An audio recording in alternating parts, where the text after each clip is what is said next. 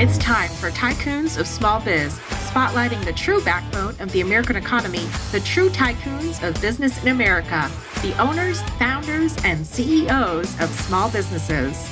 The show's hosts, Austin Peterson and Landon Nance, are registered representatives of Lincoln Financial Advisors Corporation, a broker-dealer, member SIPC, and registered investment advisor.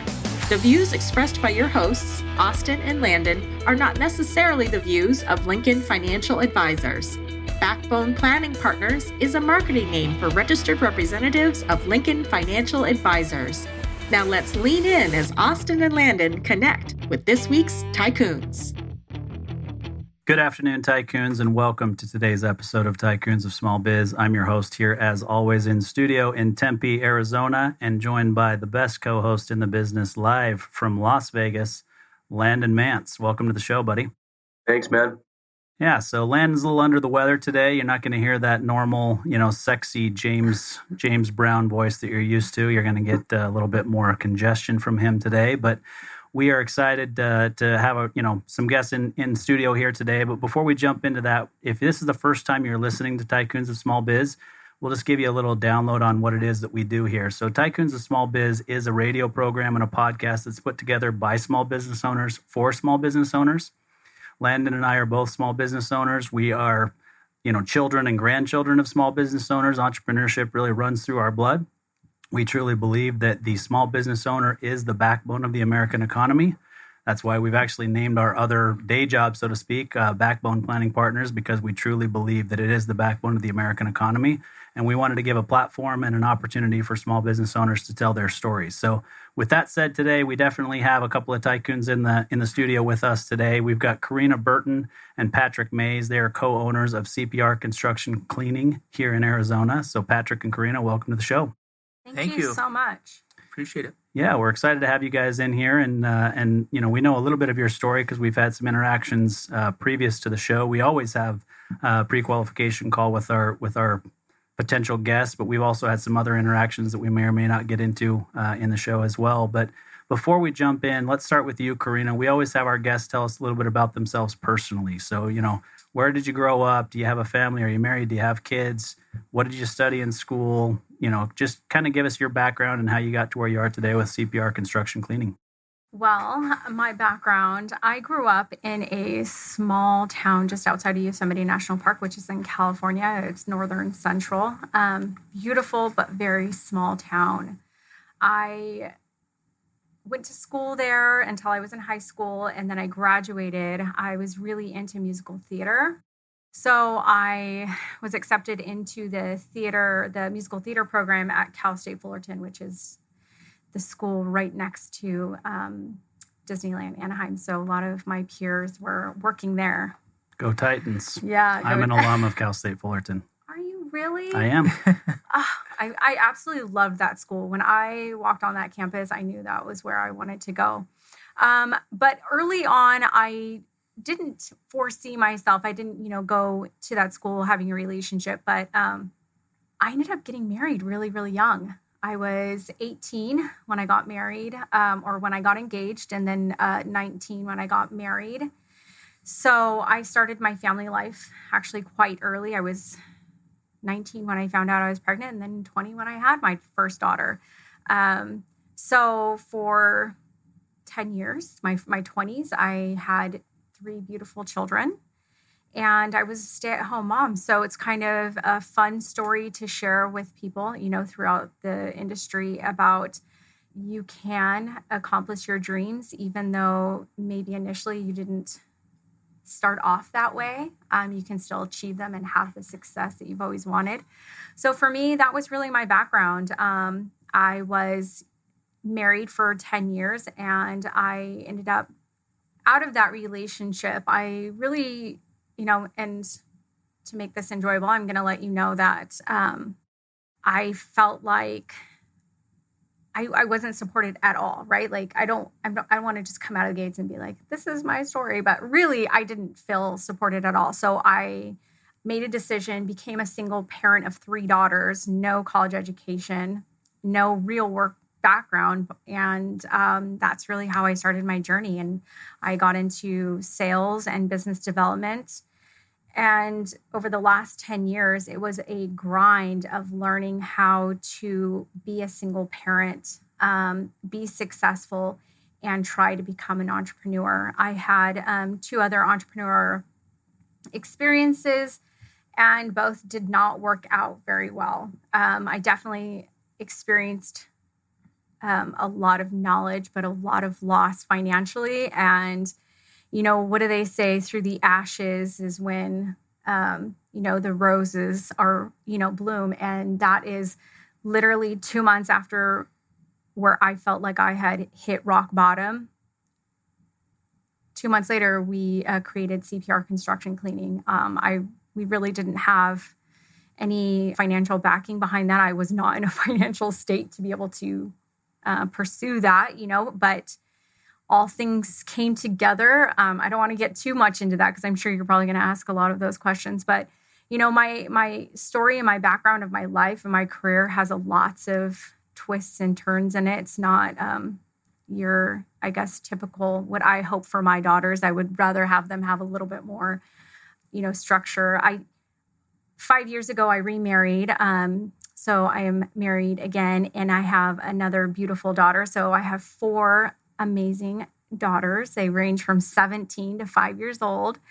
And, for them, I hope that their journey in life is easier, but I'm glad that I can help them through these roadmaps of how life can be very, very unexpected and its twists and turns. Yeah. So we'll definitely dig in more to the failures because honestly, that is where we learn the most. Right. I think, too many people think that entrepreneurs just have great successes, right? And all of a sudden, you're going to become Elon Musk or, whatever. But the reality is Elon's had his failures. Everybody that you can think of today that is a famous business person has had failures either along the way or in separate businesses. And so I think that there will be a lot that we'll unpack there if you're okay with that, for sure. Absolutely. I am kind of an open book.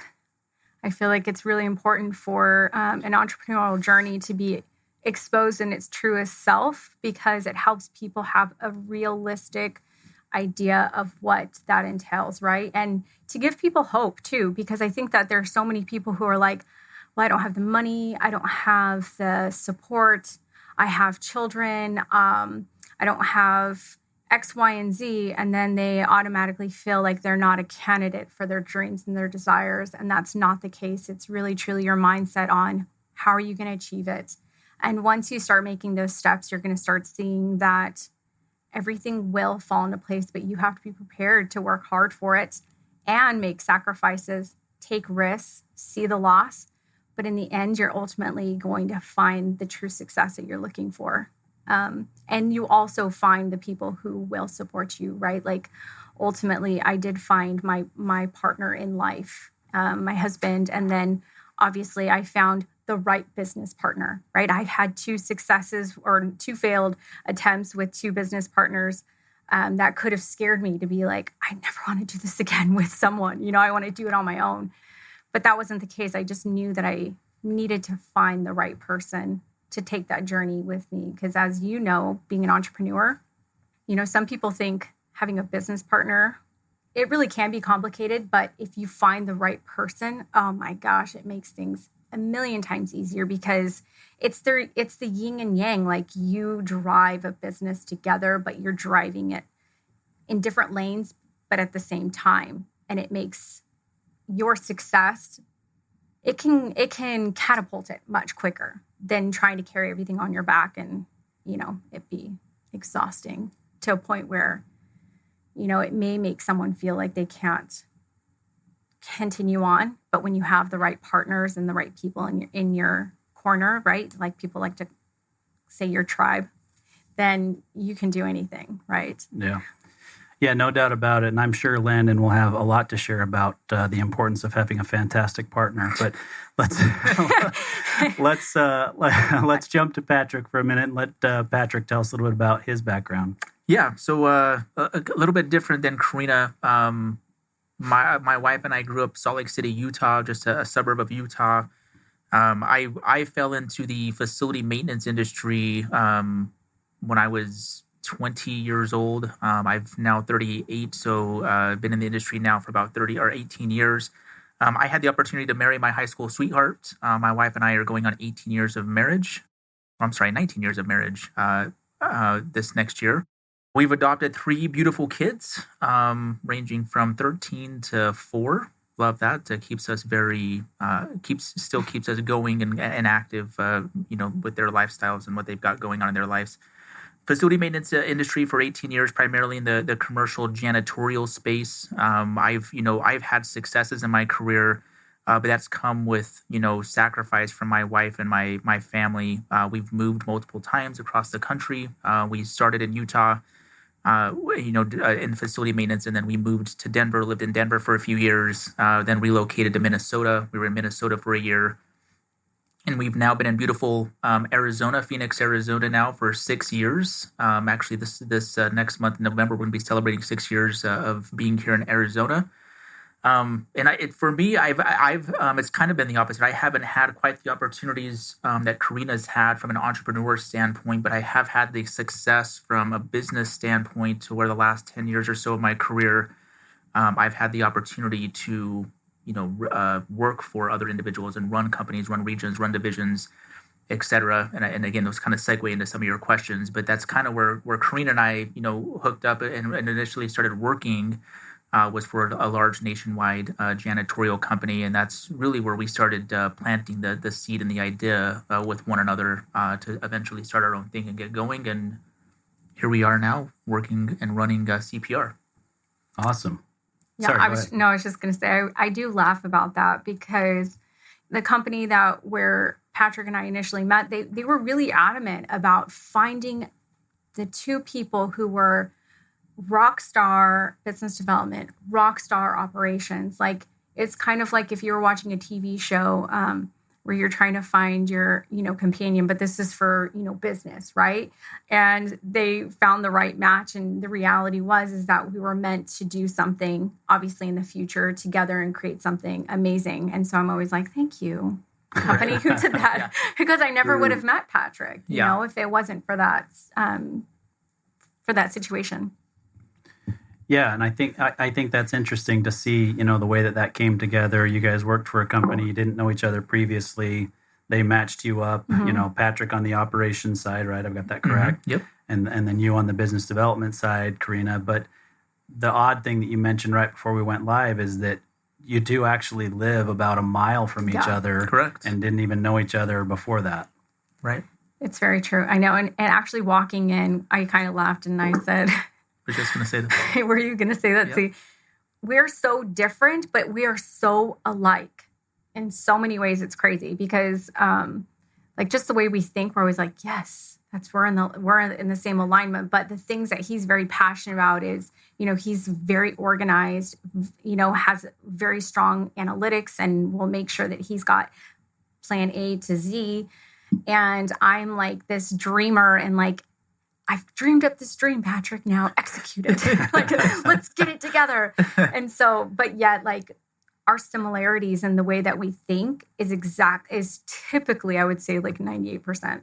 We're always on the same page. And even if we don't initially see the same, if we're having some kind of difference, a difference of opinions, we'll talk about it, and then we'll always see the other person's perspective. And that's the cool thing about, when you find that right person in business, is that you may not always agree with everything, but at least when you do have that discussion, you will understand that person's perspective and honor it and respect it. So yeah, it's funny because we're literally yin and yang, but yet we're exactly the same at the same time. That's a real thing. Agreed. Yeah. So So I want to get into this a little bit, but Landon, why don't you talk a little bit about how our partnership came together and the similarities of their story with ours, and then we'll talk about the history of your company and you guys getting started. How's that sound? Yeah, for sure. Sounds good.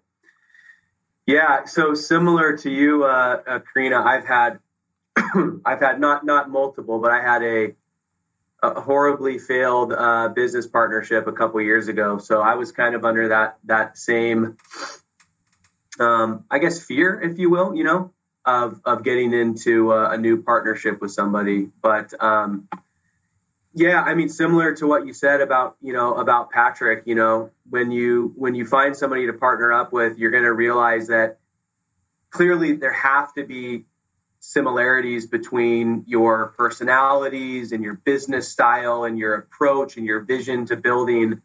But at the same time, there also has to be those stark differences, because people are good at doing, different things. And that plays out, really well with Austin and I. We have been getting to know each other it's been probably close to 6 years now. And, we just formalized our partnership earlier this year. We kind of informally were partners last year, but we made it official when we merged our practices together and rebranded under the same name. But yeah, I mean, I think I just agree with everything that you said. You have to have those differences because one person is typically that person that has this vision and has the shiny object syndrome. Yeah. And the other person is the one that lassos them in and pulls them back into reality, but also helps to move things forward in a really positive, cohesive, direction. So yeah, my hat's off to you guys, and you guys have a really cool story, and I'm excited to unpack it a little bit further. And on that note, one of the things that I think is really unique about you guys is that I guess technically you would still be considered a startup Right. because you're only 1 to 2 years old? Just over 2 years. Yeah, August we celebrated our 22 years. Yeah, right. Okay.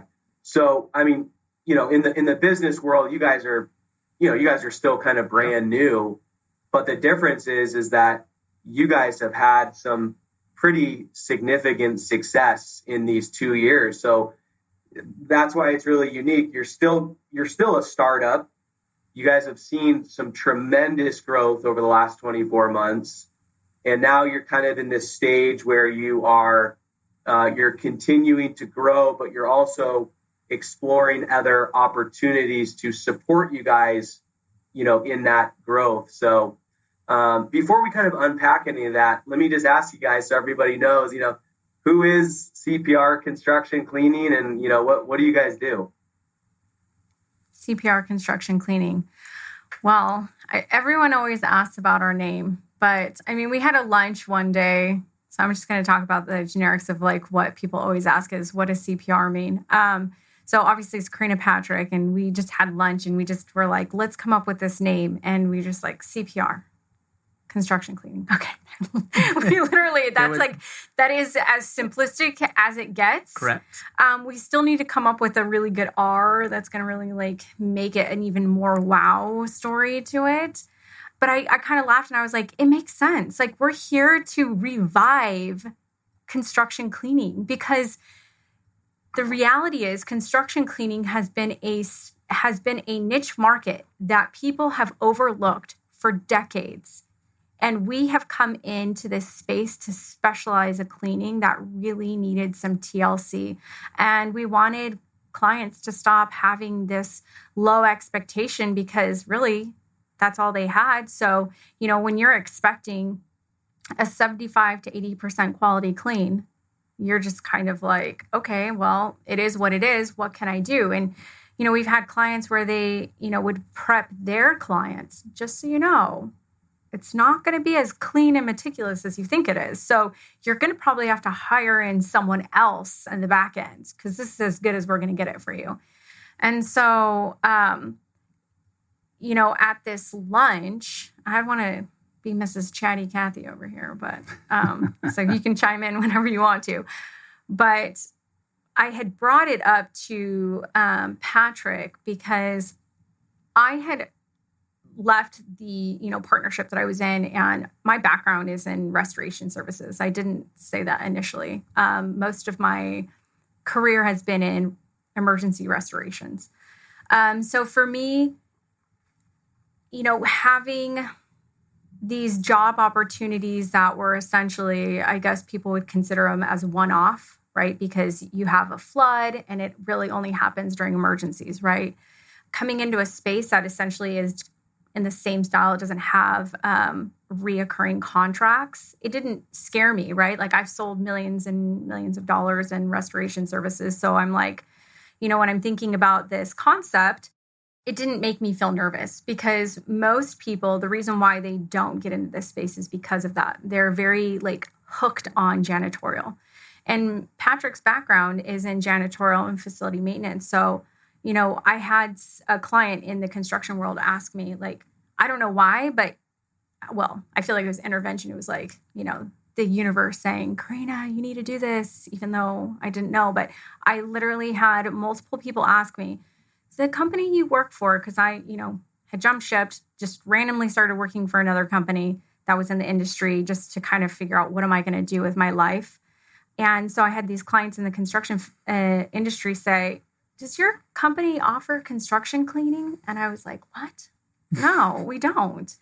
And then I started, I got asked a second time. And I'm like, okay, there is something about this construction cleaning that is an issue. And so, I asked Patrick about construction cleaning. And I'm just going to back up a little bit. But in the reason why I've had such success in growing and building businesses and generating large profits for the companies I worked for was because I would always find the problem. What is the problem in any industry I was in? Find the solution. So it didn't matter if I was in an overly saturated industry. It didn't matter if I was in janitorial, if I was in restoration, carpet cleaning, it didn't matter because I would always find that niche in that particular service that needed a solution. And so I kind of put this light bulb in my head, this is clearly an issue. So I think that's what we're going to do. We're going to create a solution for it. And so when I brought it to Patrick's attention, and I was at this lunch where we literally developed everything at this one lunch, he was like, hell yeah, this is it. This is what we're going to do. And we basically ran with it. And it hasn't stopped since that moment. Yeah, we've been on fire since. Yeah. It's been great. Yeah, that's awesome. I think, it's one of these things where when we spent some time, we went through your pitch deck, Landon and I did, and right. kind of gave you some feedback on that. And the thing that shocked me was that there was not a company out there that specifically did construction cleaning. That shocked me. Yeah. Right? I mean, I grew up in the construction industry. My dad was a stucco contractor. My uncle was a stucco contractor. We've developed real estate. We've built spec homes, and Landon has some real estate background. It's shocking to me that there's not a company really out there that specializes in construction cleaning. There's these companies that do it as part of their services, correct, right? Yep.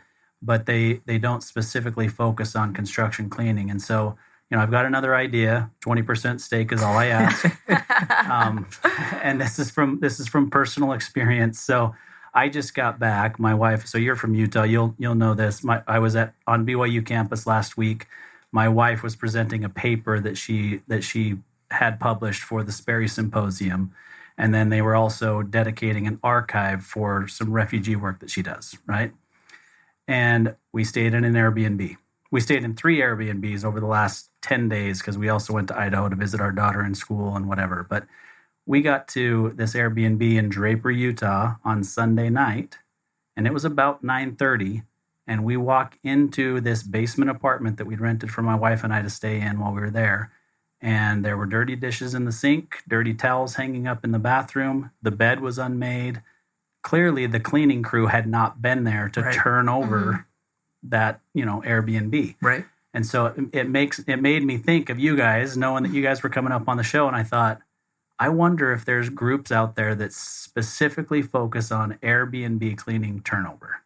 Right. And so it's another niche that there may be a group. I didn't do any research, but I thought of you guys when I walked in. I thought, you got to be kidding me. And luckily, they also rent the upstairs and it was empty. And so we were able to sleep up there that night while they came and cleaned the next morning. But it's a problem, right? It's little things like that. You guys are dealing with it in the construction industry. Airbnb's dealing in it, and with the fact there's got to be a quick turnover, and if you don't have, this is key for you guys, crews that you can count on to go in and do the job the way that you guys specify it in the time frame that you specify, you're still going to have those same problems, right? Correct. Yeah. And that's something that we deal with, or I guess clients deal with in the construction space. Austin, as you say that, is I know people. My mom actually runs a business up in Colorado. She lives in a small town up in Colorado, and it's her and two of the ladies who run a small cleaning, and that's all they do is Airbnbs, ironically. So my point to that though is most of our competition, when we think of our competition, it's usually smaller mom and pop companies who can't handle the volume or the type of projects that we're doing. And I really believe that's another reason why we've had the success. I mean, most of the big projects that you guys see here in town, in Phoenix anyways, and probably Utah as well, when it comes to construction, we're on it, or we're going to be on it, because there are not companies who are well equipped to be able to handle larger projects, right? So anyway, that's part of the reason we've had the success we've had. And it's like what you were saying, most, if not all companies. I mean, there's one company, I won't say the name of it, but most companies offer it as an additional service, right? Like, this is how janitorial companies are, even maid service is. We do, they're going to always tell you their bread and butter on the top, right? Because that's the list of importance. And then construction cleaning's like at the very bottom.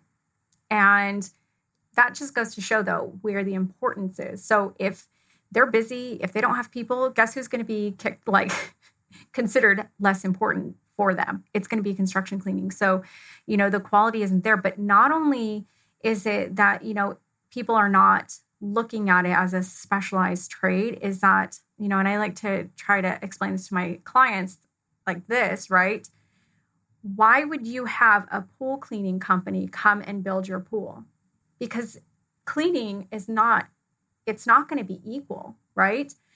Somebody who comes and cleans somebody's home, like a maid, is not the same as coming in and doing janitorial and dumping out the trash and, making sure that you're hitting every room and vacuuming. It's a completely different trade. But when it comes to construction cleaning, it is completely night and day from janitorial. It should not even be in the same space of, like, if you're going to offer that, it should be a completely different. Your team who's on there should be completely different. Your management should be completely different. Your style of execution is going to be completely different. And the beauty, though, of Patrick's background is the collaboration between the really great things that come from janitorial, that he's able to blend it in with our construction cleaning, almost giving it this experience of a Class A experience, right? Like, we have people who are not just managers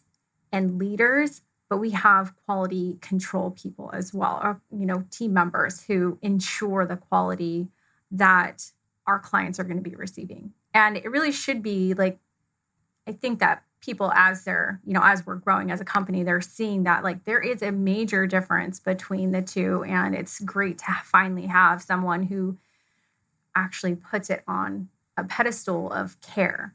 And with the pandemic and everything, clean is perceived differently, right? It's not just about, does that countertop look clean? I want it to make me feel clean. Has it been disinfected and all the things, right? So it's not just about appearance. It's about how well you're actually cleaning. So it's just, we're entering a completely different world when it comes to quality of clean and what that means to society today. Yeah. So Patrick, unpack that a little bit for us. Tell us a little bit about the process that you guys go through in whatever you guys do most, whether it's commercial or residential, or maybe you do both equally. And, what does the process look like, and how are you able to control that from a quality standpoint at all of these different locations? Yeah, good question. So first I want to put this out there, because a lot of people think when we're talking about construction cleaning, you think of like a home, right? Residential, something like that. We actually don't do a lot of residential. We do, I would say, probably 95% of what we do is commercial. And I would bundle new multifamily apartment complex with that commercial, because that's a big part of, Corina mentioned the word bread and butter. Part of our bread and butter is multifamily. And so we do a ton of multifamily. From a process standpoint, quality control, as Corina mentioned, first of all, when it starts with our frontline staff, right? Our frontline staff, they really are everything to us. I mean, it's without those, those men and women mostly, we wouldn't be able to do what what we're able to do and offer the services that we offer. So number one is, making sure that we have the right team and the right people, being able to execute the actual work and meeting the expectations. As Corina mentioned, one of the things that we've implemented, and this will probably be the only small piece of secret sauce I'll share since you asked the question, Austin, is we do have quality control managers out there. This is something that, as you mentioned, in Airbnb, right? I'll use that as an example, right? If that company, someone's cleaning that space, they just didn't clean it that day or when they were supposed to, we have quality control managers that we've hired. And so instead of Corina and I taking additional profits or whatever, we've reinvested a lot of our money back into the business where we're hiring this, mid-level manager position as a quality control manager. And we have managers in each of our major markets where they're going around, and their job literally is to ensure they're going by job, making sure that quality control is on point. They're auditing, inspecting the location, the project. They're walking through. The goal is ultimately to even do what we consider kind of a joint audit with our clients. They're walking with the actual clients, doing inspections, right, making sure the quality is there. But it's to ensure exact situations, as you mentioned, as the Airbnb is so that, a client doesn't show up tomorrow morning and say, what the heck, CPR was supposed to be here yesterday and nothing was cleaned, right? So that's kind of our safety net, if you will, from a quality perspective, is that we have this layer of quality control managers that are out there that are ensuring, and again, we're trusting the process that our cleaners are out there doing what they're supposed to be doing, and they're being paid to do a job. But just to ensure that we're, and Corina on her side, but when she's out there, selling the business and telling clients, hey, we're the best, right? She knows she can go to bed at night knowing that we're able to back it up and actually execute. And so we have these quality control managers out there that they're amazing. And then we have this whole process where, we're getting client sign-offs and signatures and whatnot. So to ensure that, that the client's in agreement with the quality of work that we're providing. And in 2 years of business, just over 2 years now, I can honestly say we get very, very few. I mean, we're not perfect by any means. I do say that we're the best, and I would be willing to put our services up against anyone else out there, but we're not perfect by any means, right? But with that said, we get very, very few minimal complaints, and it's amazing. So it's great. So last follow-up question to that, and then I'll let Landon ask Corina specifically about the failures that we talked about earlier, because I think we're going to learn something here at the end of the show on that. But do you guys use technology in the different checklists, or are these paper checklists? What have you guys done, for that? That's a great question. And part of the deck that you guys mentioned, the pitch deck, and we won't, depending on how much time you guys want to talk about that. So yes, we have a cloud-based system today that's really in what we're calling, it's in beta mode, really, right? But the ultimate goal is we look to bring on some additional partners potentially, is we want to get a cloud-based system, which I've worked with in the past. And as Corina mentioned, from my background, I've utilized a system like this. There's only one system that I'm aware of that actually encompasses everything that we want to do, but it's going to be a cloud-based system. Someone can have their iPad or their cell phone, and they're going to be able to do these inspections from their tablets or their phones, and then have the client sign off, give a grade, et cetera, from their actual tablet and phone. But today it's a kind of combination of both. While we've got that in beta mode, and then a lot of it is just paper trail right now. But the goal is we are moving over to where that's all going to be cloud-based. Awesome. Yeah, I got one follow-up question for you, Patrick. Excuse me. Why do you guys take it to the level that you take it to when it comes to ensuring that you guys are doing what you say that you're going to do for your clients? Why do we take it the level that we take it to? I mean, that's a good question, Lana, but honestly, my initial response is when you do something, or you put a goal out there to go do something. I mean, if you're not going to give it your all and be the best, I mean, why do it at all? Right. So I mean, that's a really good question. And just kind of my initial thought is, Corina and I going in business together and starting this business. I mean, if we're not going to be the best, I don't know why we would do it. Right. And again, for us specifically, we feel like we are kind of blazing a new trail. Now we're not creating a new will here. I mean, again, someone's been doing construction cleaning for all these years, but like Corina said, the bar has been set so low that all we're trying to do is really, reset the bar and expectations when it comes to this specific industry. But yeah, I mean, that's, my initial thought is, if you're going to set out to do something, why not try to be the best or be the best? Yeah. I mean, if you're going to come, if for us, we came in and said, we're going to be a solution to a problem. I'm going to do my damnedest to be the best solution possible. But not only that, there is opportunity for evolution and growth within our company, which we have been creating. And you probably saw in the pitch deck in regards to our sustainability and environmental waste. And that's something that we're really passionate about as well, knowing that there is a major issue with waste in our country due to construction and, utilizing technology, which is, where we're moving towards having that be a major component in our business. It's going to be able to track that for other GCs to help them to, for them, it's going to be more clout, more, so they can use it on their, when they're trying to win bids and things like that. But also, for us as a company, it's if we have the opportunity to be a solution in regards to construction cleaning on every level, then that's what we're going to be. And that's what will always differentiate ourselves from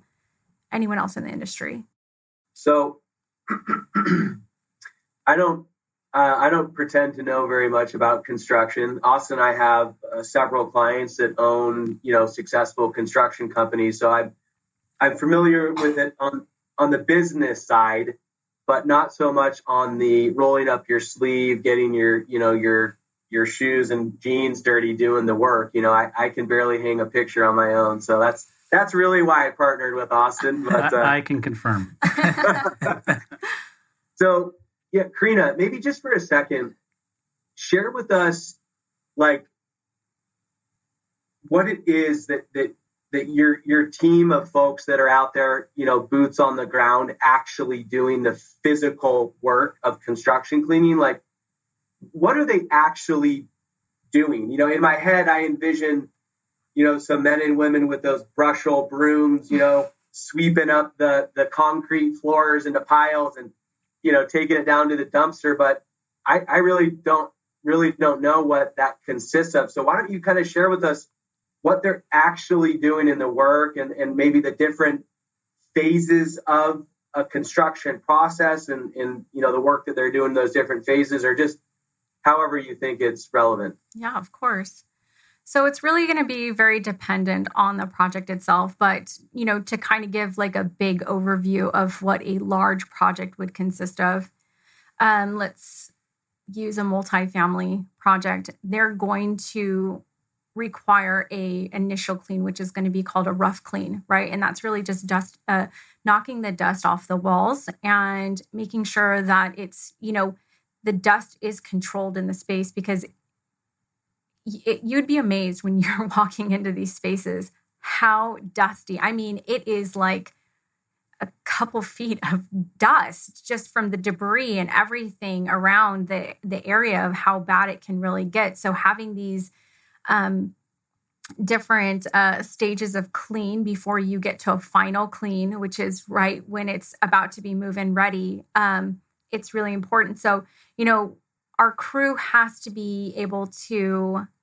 maneuver around other trades that are going to be there, right? You have your drywallers, you have your electrical, your plumbing, and for them to know, this is the area we need to come in and do the cleaning, just utilizing basic tools. And when it comes to, wiping and cleaning and, making sure that the windowsills are, tidy enough, but it's not going to be a perfect stage. It's not, you're going to come in and still see fingerprints and things like that. It's really just controlling the dust in the area.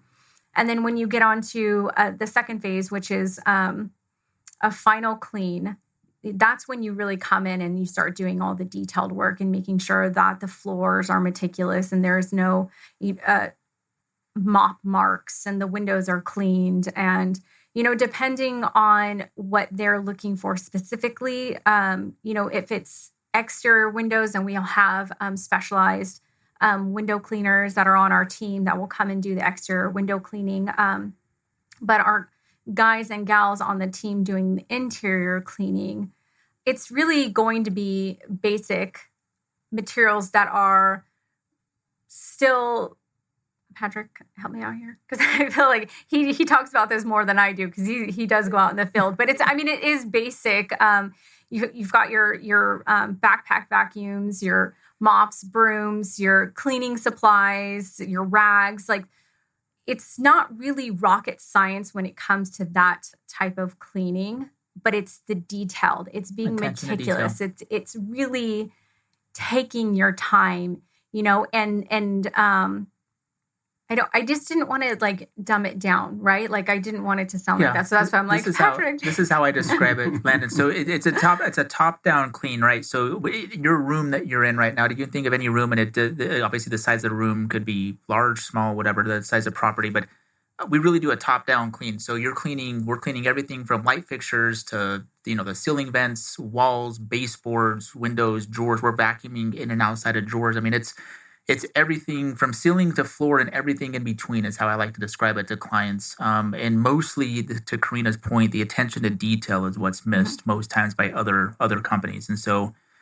you can walk into a room, you're like, oh man, this looks really great. It looks clean. And then you start noticing, stuff in the corners, and then you open up the drawer, in some of the cabinets or something, and there's dust all over in the cabinets or whatever. And it's that attention to detail that we make sure that we're going above and beyond. Yeah. Our crew is really cute, though, because we have some people on our team who they like to make sure that everybody on their team has like all the tools necessary to make their life easier. And I think that's what, we don't have like a high turnover with our team, because, everyone who's on there like puts their love and passion into cleaning. So it's not just like, let's throw all of our supplies in a bucket. It's like meticulous. If you need this type of scraper, if you need this type of solution, our team leads will literally bring these like organized buckets for their cleaning team to make sure that they feel like they have what they need. I think that's the fun part for me. And I love seeing the team dynamic like that, because when you put that love and attention into something that's even simplistic, right? Like the tools that you're using, but you have everything you need, it makes that job so much easier for everyone involved. And there's no excuses, right? Like, I couldn't do X, Y, and Z because I didn't have something. But the reality is, when you have everything, then you have the ability to do your best job. Yeah, no doubt about it. I think that, sometimes it gets overused by employees, let's be honest, but, you hear frequently, well, you didn't give me the tools to succeed. Yeah. Right. And so it's important as the team lead in your situation for the team leader to provide that to the rest of the team so that they have that ability. They know that their team leader cares about them. The team leader knows that you guys care about them, and you're giving them everything that they need to be successful. Because you guys have set the bar high, right? I mean, that you've set the bar high, you didn't have that far to go from where it was before, it sounds like, but setting it higher and higher at all times is what allows you guys to be finding the success that you've had thus far, right? I mean, your pitch deck shows us this, your website shows us, some of the companies that you guys have contracts with are very well-known big companies throughout the country, which gives you guys a great growth trajectory. Right. And so we can talk about, what the future holds. But before we go to the future, so I'll have Patrick talk about the future. But Corina, I want to talk a little bit about what you said at the very beginning. So Landon and I both have spouses that are very supportive, right? I've been married for 23 years. Landon's been married 12? No, 6 years. 6. Been together for... Yeah, almost 12, yeah. Yeah, so... But we have, very supportive spouses that help us do what we do, right? We have our business, we have the podcast, we have other things that we're involved in. We're away from the family, and our spouses are very supportive and help us, to do that. It sounds like you didn't have that in your first marriage. So talk to us a little bit about what that looks like and how you overcame that and what's different today and what you guys are building. That is actually the first time I was ever asked that question. So I'm like, have to try and sum it up in my brain. hard hitting questions at Tycoons of Small Biz. It's okay. It's okay. I think I can handle it. But my story is kind of a deep one. So, I want to make sure I can sum it up for you. But, I think initially because I got married so young and the type of lifestyle that I was born into, right? It was very conservative, and I didn't really have as many, I felt like, freedoms. And so I was really segregated and put into a box. You are supposed to get married. You are supposed to have children. You are supposed to be a stay-at-home mom. You are supposed to clean the house, make sure that your husband has dinner, and it cannot be just any dinner. It has to be, make sure that it had the 4-course meal type deal. That's just really how I was raised. And, this is generational beliefs that I had been put into, and love my family, but I had to really pull myself out of that. And knowing that way of thinking and believing wasn't the right way, even though I had to really step outside by myself and all alone. I had to make these decisions, which I'm very grateful I did, because here I am today. And also my family and those who didn't support me initially have really seen the light and have realized that I was correct. And it's just kind of learning, right? As you go. But so when I started to try and get out of this, this concept of this is who I'm supposed to be, but yet there's something inside of me saying, you have so much more to give. You have this ability, you have these opportunities, and yet you are not being seen as this. And literally, I had no money. I had no idea what I was doing. I had a year of college really under my belt, and I had 3 kids at that time. So I really had to make that decision. When you step out and you go on your own, it is a no-fail zone, because your children are depending on you. So, it really built me up to finally see my capabilities, which I'm really grateful for. So this has been a 10-year journey from that moment to today, actually. And for the first 4 years, actually, because 4 or 5, oh my gosh, I don't remember. It's 4 or 5 years. I was a single parent of my 3 daughters, and I had to provide for them on my own. And I'm really grateful for that experience, because it really showed me what I was capable of and what I could achieve. And it also helped me to see things completely differently. And so when I met my now husband, really loved about me was my ambition. And he was like, there is no way in hell I'm going to stop you from what you are, your journey. And I want to join this journey with you. And so when we got married and we had our baby, I was kind of nervous. I'm like, what is this going to look like? Because I'd never, when I was a single parent, my youngest child was 3, but I had my sister helping me so I could work full time. But really, for most of my children, I stayed at home, especially when they were first born. So I was like, what am I going to do? This is really scary. But having someone who believes in me and being there to support me, it then reiterated to me that your roles in life, though, are not what life teaches you, right?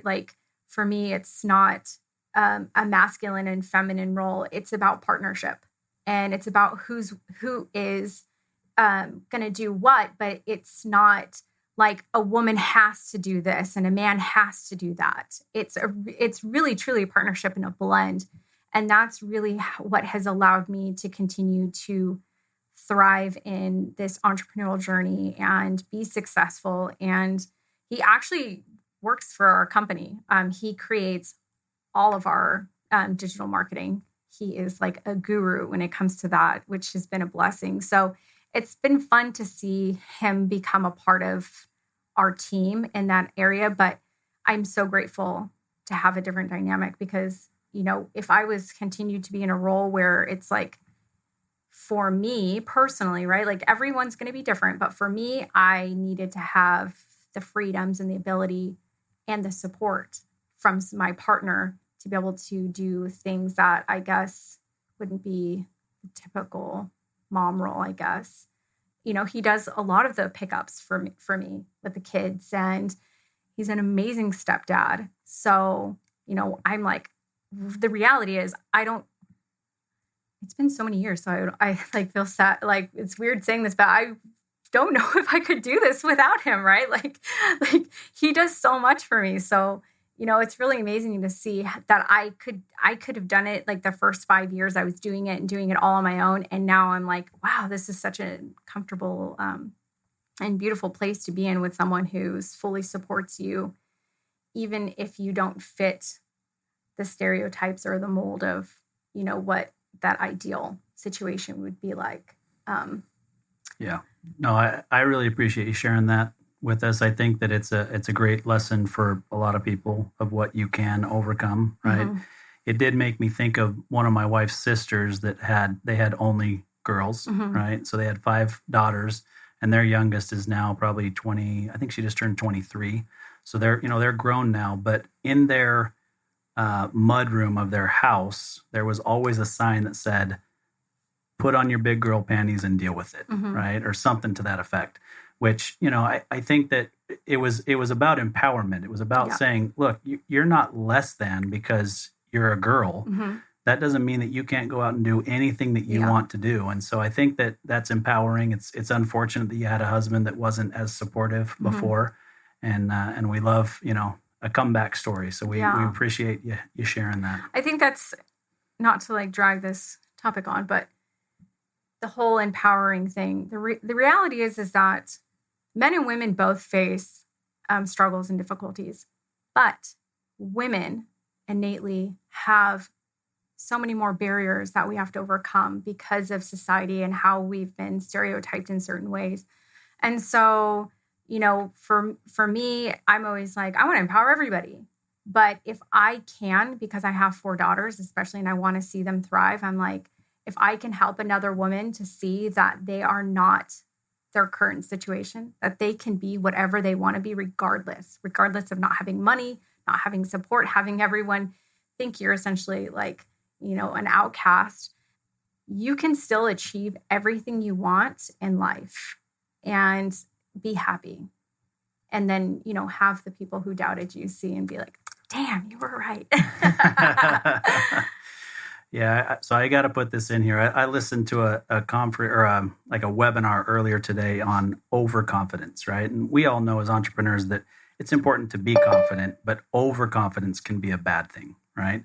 And they shared some statistics, and so the first thing that they shared was 82% of drivers believe that they're better than average drivers, right? Classic overconfidence, right? Because not 82% can be better than average, right? It's even worse for men. This statistic will shock you. Well, it probably won't shock you, but it's crazy to listen to. 94% of all men believe that they are better looking and more athletic than average. 94%. Wow. So there's another concrete example of the difference between men and women, right? Because I guarantee you, 94% of women do not believe that they're better looking or more athletic than average.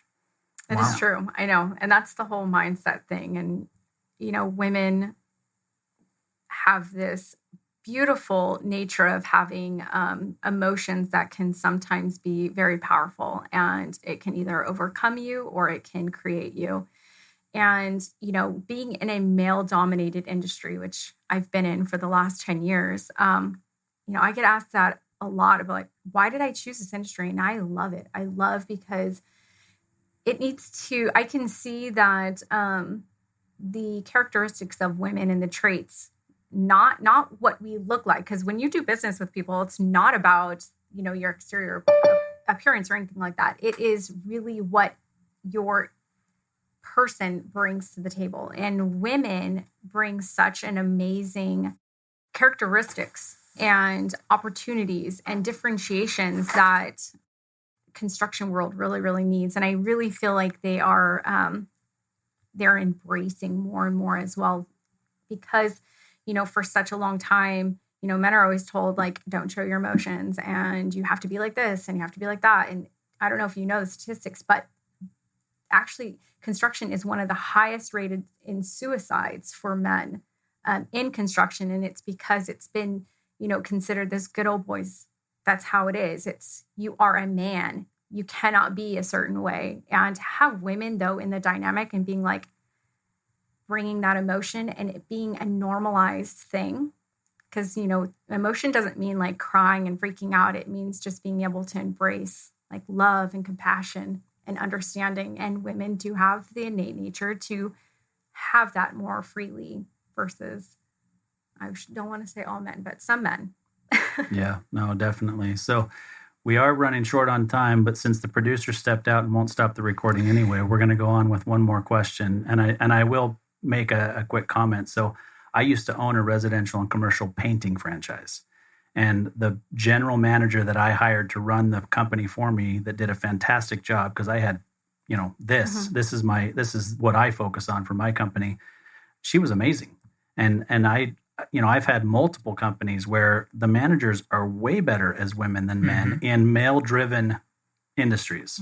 So I just think the stereotypes need to stop for sure. Yeah. Right. So quickly, Patrick, just give us a snippet of what the future looks like. And then what I'm going to throw out there that we should have you guys back on in probably 9 to 12 months and tell us where you are. Because at that point, you guys will have, that would be exciting.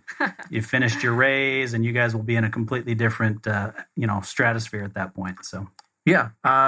Absolutely. So you've thrown out the term pitch deck a couple of times. You just mentioned raise, right? So we are currently looking to raise some funds as we our goal right now. We're currently operating in 6 states here in the Southwest: Arizona, Utah, Colorado, Nevada, California, and Texas. We are wanting to expand nationwide. And part of that expansion growth right now and something we're in talks to possibly doing is franchising the business. So in part of that, we are looking to raise some investment funds, bring on some investment partners, which will help us be able to obtain those goals. So that's ultimately our goal right now. Our goal is the sky's the limit.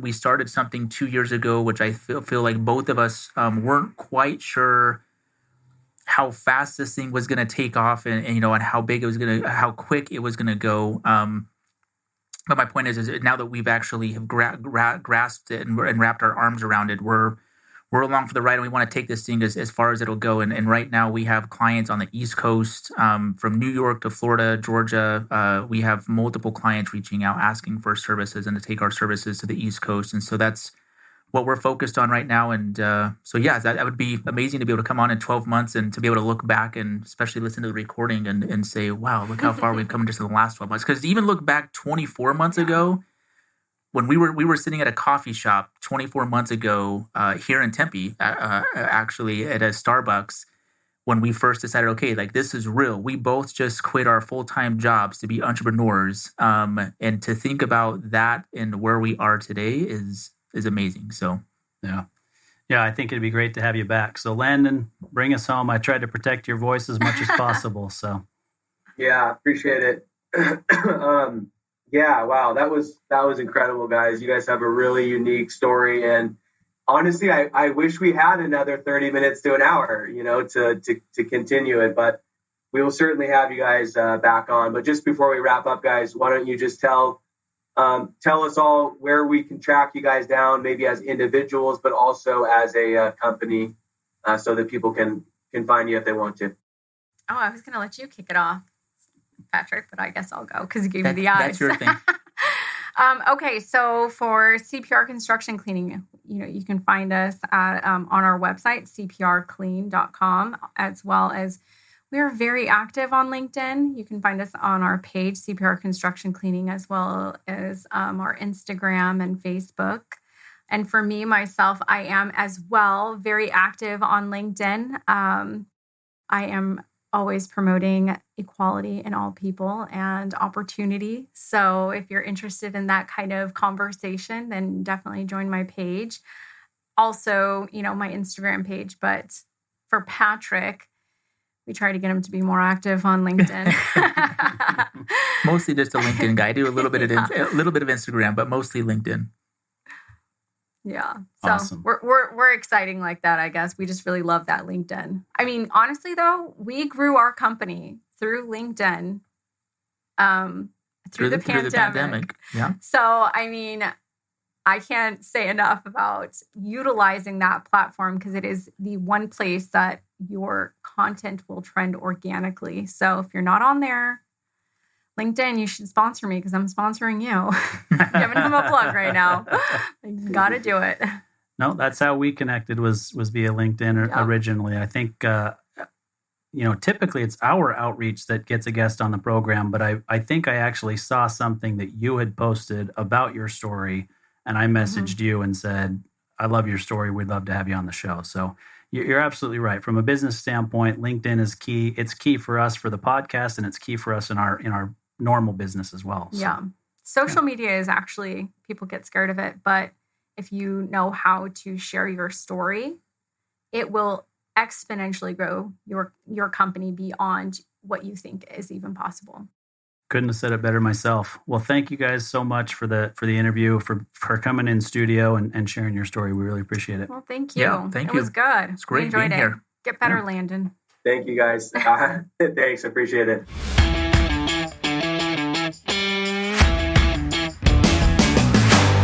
You've been listening to Tycoons of Small Biz, proudly hosted by Austin Peterson and Landon Mance. Austin and Landon are comprehensive financial planning professionals specializing in financial, estate, and succession planning for small business owners. Austin and Landon have offices in Scottsdale, Arizona, and Las Vegas, Nevada, and represent clients in 14 states throughout the country. Join Austin, Landon, and the featured Tycoons live every Tuesday at 1 p.m. right here on Business RadioX and your favorite